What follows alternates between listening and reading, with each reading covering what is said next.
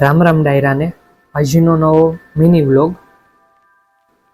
સવારમાં હું નીકળી ગયો ગાડી લઈને, પછી મેં વાહેગુરુ દાળ પકવાનમાં દાળ પૂરી ખાધી ને હું પાછો નીકળી ગયો ઘરે।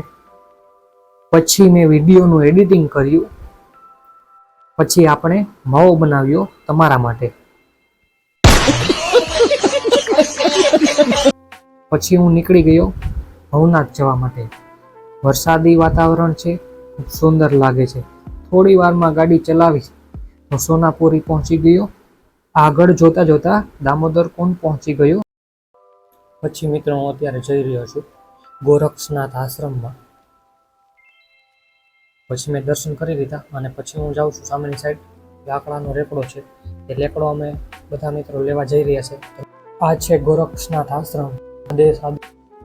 મળીએ આવતા નવા મિની વ્લોગમાં। ત્યાં સુધી જય માતાજી બધા મિત્રોને।